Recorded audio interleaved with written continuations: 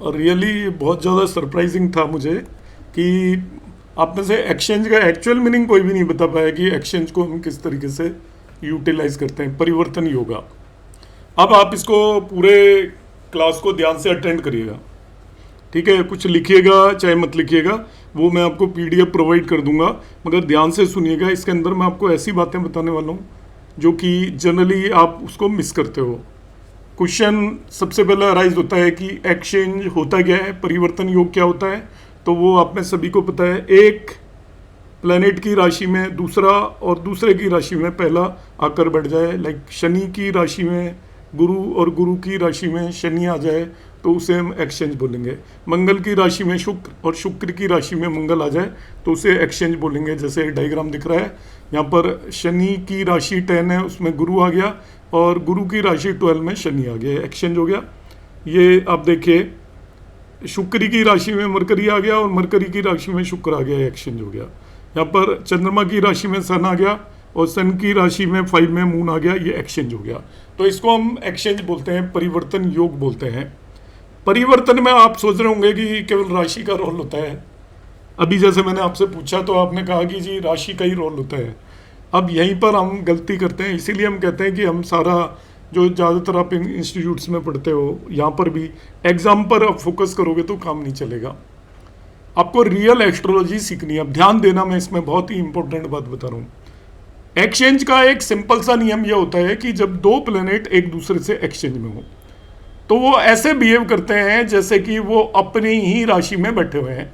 जैसे यहाँ पर सैटर्न और जुपिटर दोनों एक्सचेंज में, जुपिटर सैटर्न की राशि में, सैटर्न जुपिटर की राशि में, तो अब ये ऐसे बिहेव करेंगे, इन्होंने एक दूसरे का घर एक दूसरे को दे रखा है, तो जुपिटर को आप अपनी राशि में भी मानिए और सैटर्न को यहां पर भी मानिए। जब एक्सचेंज होता है तो एक्सचेंज के समय पर वो प्लेनेट दो जगह पर होता है। तो जुपिटर कहां कहां पर होगा, जहां है वहां तो होगा ही, वो अपनी राशि में भी होगा। अब इससे क्या होगा, देखिए जुपिटर स्वयं राशि का भी बन गया तो वह स्ट्रांग हो गया। कोई भी प्लेनेट अपनी राशि में होता है तो स्ट्रांग हो गया। तो इस कुंडली के लिए जुपिटर नीच का होने के बावजूद वह स्वयं राशि का बन गया है तो स्ट्रांग हो जाएगा। अब सैटर्न बैठा एक्चुअली यहां पर है कुंडली में, मगर आप उसे यहां पर 10 साइन में भी मानकर चलोगे। तो अब आपने सैटर्न को 10 साइन में मान लिया तो स्वयं राशि का हो गया। तो इस कुंडली के लिए जब भी दो प्लेनेट एक्सचेंज में होते हैं तो वो स्ट्रांग हो जाते हैं, ओन साइन जैसे हो जाते हैं, तो अति बली हो जाएंगे। तो एक्सचेंज का सबसे पहला नियम जो आपको ये याद रखना है कि दो प्लैनेट्स में एक्सचेंज हो गया तो वो काफी स्ट्रांग हो गए। मैं स्ट्रांग वर्ड बोल रहा हूं, ये नहीं बता रहा हूं कि वो अच्छे फल देंगे या बुरे फल देंगे। बहुत सारे लोग स्ट्रांग होते ही फल भी अच्छे डिक्लेयर कर देते हैं, वीक होते ही खराब फल डिक्लेयर कर देते हैं। वो नहीं करना आपको। पहला नियम जो दिमाग के अंदर बिठा लीजिए, जब भी दो प्लैनेट्स में एक्सचेंज होता है तो फर्स्ट नियम क्या है कि वो स्ट्रांग हो जाते हैं, ऐसे हो जाते हैं जैसे वो अपनी ही राशि में बैठे हों। तो ये क्लियर हो गया होगा। डाउट्स नोट करके रख लेना, एंड में मैं लूंगा। वैसे मैं आपके जो भी क्वेश्चंस होंगे उनका आंसर अपना आप देने की कोशिश करूंगा। दूसरा एक्सचेंज का नियम बड़ा ही इंपॉर्टेंट है, ध्यान रखना। अब यहां पर क्या होगा, that is the second one. जब ये एक्सचेंज है, जब सपोज जुपिटर का यहां पर सैटर्न के साथ और सैटर्न का जुपिटर का, तो जुपिटर की जब दशा आएगी, ध्यान से सुनिएगा, जुपिटर की दशा आएगी तो जुपिटर जिन भावों का लॉर्ड है उनके रिजल्ट तो देगा ही देगा। ये यहाँ का रिजल्ट देगा, यहाँ के रिजल्ट देगा, और जिन भावों का लॉर्ड है उसके रिजल्ट तो देगा ही, मगर शनि के भी रिजल्ट वो देगा। शनि के साथ एक्सचेंज में तो सैटर्न के रिजल्ट भी पूरी जुपिटर की दशा में, और सैटर्न की दशा में पूरी में जुपिटर के रिजल्ट मिलेंगे।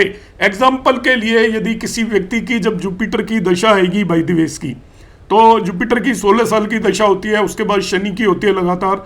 तो जुपिटर की दशा शुरू होते ही उसको जुपिटर के रिजल्ट भी मिलना शुरू हो जाएंगे, शनि के रिजल्ट भी मिलना शुरू हो जाएंगे, और टोटल 16 + 19, 16 + 19, 35 ईयर तक वो दोनों के रिजल्ट एक साथ लेगा। ऐसे मानिए इस जुपिटर के अंदर शनि बैठा हुआ है, शनि के अंदर जुपिटर बैठा हुआ है, जो जुपिटर है वही शनि है, जो शनि है वही जुपिटर है। दोनों प्लेनेट पूरे 35 साल तक एक दूसरे के रिजल्ट देंगे।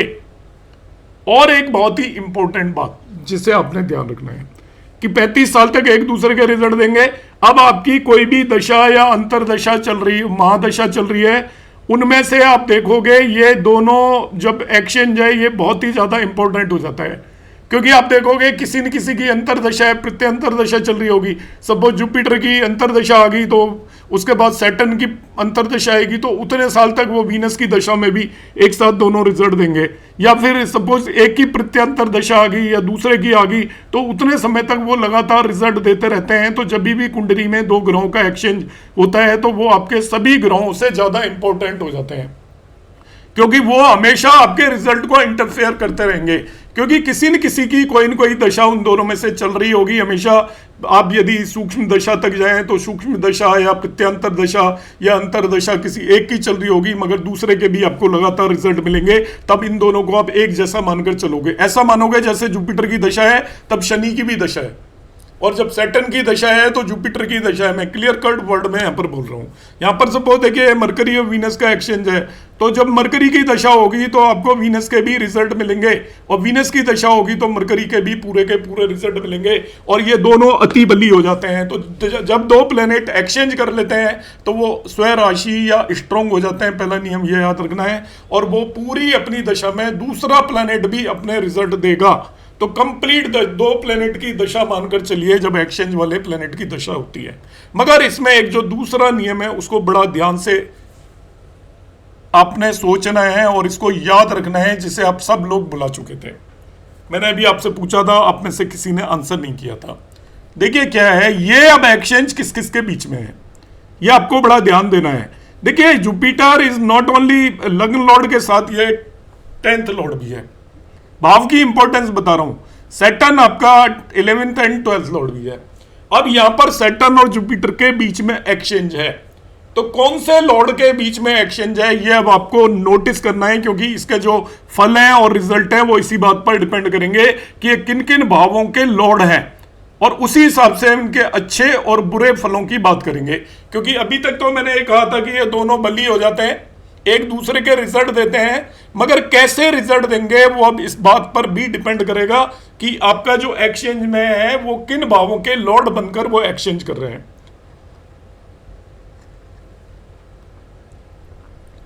इस केस में ये सैटर्न आपका एक्सचेंज है जुपिटर से।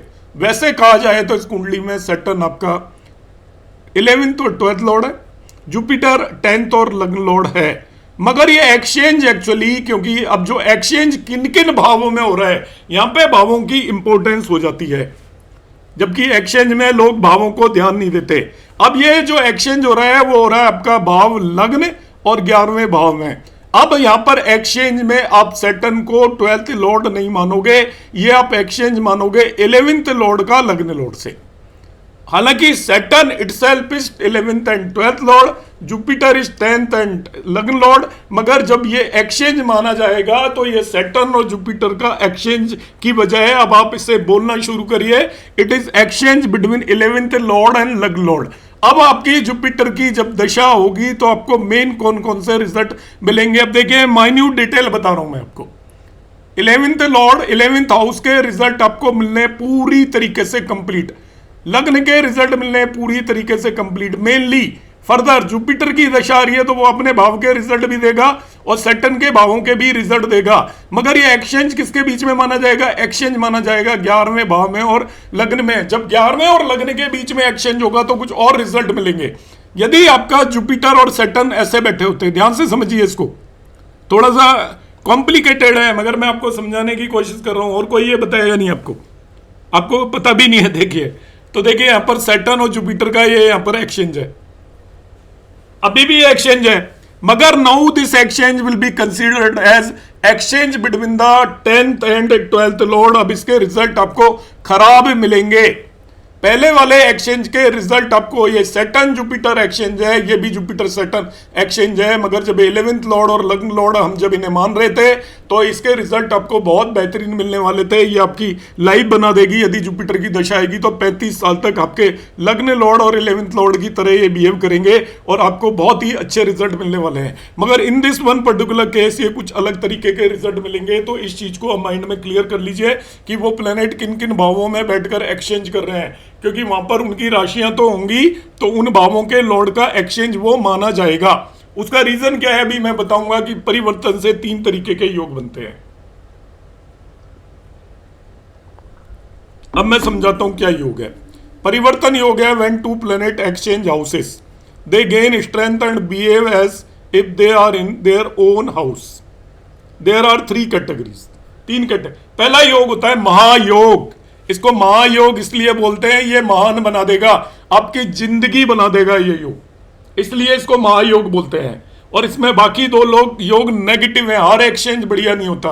तो जिन लोगों की कुंडलियों में एक्सचेंज होते हैं उनकी या तो वो बहुत हाई राइज करते हैं या बहुत ज्यादा स्ट्रगल करते हैं, दोनों ही केसेस होते हैं। जवाहरलाल नेहरू की कुंडली में एक्सचेंज था, मिसेज इंदिरा गांधी की कुंडली के अंदर एक्सचेंज था, मोरारजी जी देसाई की कुंडली के अंदर एक्सचेंज था। तो जिन लोगों की कुंडली के अंदर एक्सचेंज होता है या तो वो बहुत राइज करते हैं या वो बहुत ही स्ट्रगल करते हैं, मतलब एक्सट्रीम लेवल के योग है ये। तो महायोग इसे कब बोलते हैं? तो एक्सचेंज आपके कितने तरीके के हो सकते हैं? देखिए, आपकी कुंडली के 12 भाव हैं, तो 12 भाव में एक पर्टिकुलर भाव का स्वामी बाकी रिमेनिंग 11 करीब करीब भावों के स्वामियों से एक्सचेंज हो सकता है। जैसे यहां पर जुपिटर है आपका, मार्स से एक्सचेंज हो सकता है, वीनस से हो सकता है, मरकरी से हो सकता है, अलग अलग भावों के स्वामियों से हो सकता है, केवल अपने खुद से नहीं होगा। तो एक पर्टिकुलर जो ग्रह है वो अपने 2 राशियों का यदि स्वामी है तो अपनी दोनों राशियों के अलावा बाकी 10 भावों से वो एक्सचेंज कर सकता है। और इसी तरीके से आपका जो एक राशि का स्वामी है, जैसे यहाँ पे सन और मून है, वो उसके पास 11 अलग अलग भावों के स्वामियों से एक्सचेंज करने के ऑप्शंस होंगे। इस तरीके से टोटल आपकी कुंडली में यदि उन्हें सबको गिन लूं तो टोटल 66 टाइप ऑफ एक्सचेंजेस बनते हैं। मतलब अलग अलग भावों के लॉर्ड्स में यदि आप एक्सचेंज करना चाहो तो 66 टाइप के एक्सचेंज बनेंगे। उसमें सबसे इंपॉर्टेंट और जो पॉजिटिव रिजल्ट मिलने वाले हैं, जो आपकी जिंदगी को बहुत ऊंचाइयों पर ले जाएगा, आपको जो पावर दिलवाएगा और आपको स्टेटस दिलवाएगा और फिजिकल एंजॉयमेंट दिलवाएगा, वो एक्सचेंज होता है आपका सभी भावों के, केवल त्रिक और तीसरे भाव को छोड़ दीजिए, तीसरे, छठे, 8वें और 12वें भावों के अलावा बाकी भावों के स्वामी एक दूसरे के साथ एक्सचेंज करते हो तो उसे महायोग कहते हैं। आपने तीसरे भाव के स्वामी छोड़ देना है, छठे भाव का स्वामी छोड़ देना है, 8वें भाव का स्वामी छोड़ देना है, 12वें भाव का स्वामी छोड़ देना है। तो बाकी जो प्लेनेट भाव बचे उनके प्लेनेट लॉर्ड्स जब एक दूसरे से एक्सचेंज करते हैं तो महायोग होता है। इस पर्टिकुलर केस में जो रेड कलर का है ये महायोग है, क्योंकि 11वें भाव के स्वामी और लग्न लॉर्ड के स्वामी के बीच में एक्सचेंज है। तो जिस कुंडली के इसमें टोटल 28 एक्सचेंजेस होंगे। कैसे? देखिए, जो लग्न लॉर्ड है वो सेकंड लॉर्ड से करे, 4 से करे, 5 से करे, 7 से करे, 9 से करे, 10 से करे, 11 से करे, इतने एक्सचेंजेस हो सकते हैं। तो 1 2 3 4 5 6 7 एक्सचेंज हो गए। फिर जो सेकंड लॉर्ड होगा वो आपका 6 एक्सचेंजेस करेगा, वो आपका 4th लॉर्ड से करे, 5th से करे, और इस तरीके से आपके 28 महायोग बनेंगे। ये 28 महायोग आपकी कुंडली के अंदर यदि एग्जिस्ट कर रहे हैं तो ये आपके लिए सभी बहुत बेनिफिशियल होंगे, मान के चलिए। अब रीजन क्या है कि 2 प्लेनेट आपके स्वराशि के बनकर वहां पर उपस्थित हो गए और अच्छे भावों में, ये सारे अच्छे भाव ने एक साथ कर लिए, इसलिए इनको महायोग बोलते हैं। अब महायोग बन रहा है तो वो आपकी जिंदगी को बनाएगा, हर एक एक्सचेंज नहीं बनाता। बाकी यदि एक्सचेंज है तो वो स्ट्रगल है। उनको 2 कैटेगरीज में डिवाइड किया हुआ है। एक किया हुआ है दैन्य योग, मिसरीज योगास। माइजरीज है, ये आपको प्रॉब्लम क्रिएट करने वाले योग हैं, सभी तरह की समस्याएं क्रिएट करेंगे, आपको ट्रबल्स देंगे लाइफ टाइम। ये टोटल 30 योग हैं। ये कब बनते हैं? जब 6 8 12 भाव के लॉर्ड बाकी किसी से भी एक्सचेंज करते हैं, अपने आप से नहीं करते। 6 8 एंड 12th लॉर्ड, छठे भाव का स्वामी, 8वें भाव का स्वामी, 12वें भाव का स्वामी यदि आपस में एक्सचेंज कर रहे हैं तो वो अलग होता है, उसको विपरीत राजयोग बोलते हैं। उसको यहां से हमने एक्सक्लूड कर दिया, वो मैं आपको कराऊंगा इसके एक्सचेंज के जस्ट बाद। विपरीत राजयोग होता है यदि 6 8 एंड 12th हाउसेज के लॉर्ड आपस में एक्सचेंज कर रहे हैं। अब उन्हें हटा दीजिए, मगर ये 6 8 और 12th के लॉर्ड बाकी किसी के साथ भी एक्सचेंज कर रहे हैं। जैसे 6 लॉर्ड आपका 8th और 12th को छोड़ दीजिए, बाकी वो एक्सचेंज कर सकता है 7 से, 9 से, 10 से, 11 से एंड लाइक दैट। तो 10 एक्सचेंजेस पॉसिबल हैं उसके। इस तरीके से 10 योग बनेंगे आपके। इसी तरीके से 8वें भाव का स्वामी भी 6 और 12 को छोड़ दीजिए, बाकी 10 भाव के स्वामियों से एक्सचेंज करता है, वो भी दैन्य योग है। तो वो 10 और योग हो गए, टोटल 20। ऐसे ही 12वें भाव का स्वामी बाकी सभी से एक्सचेंज करता है तो वो दैन्य योग है।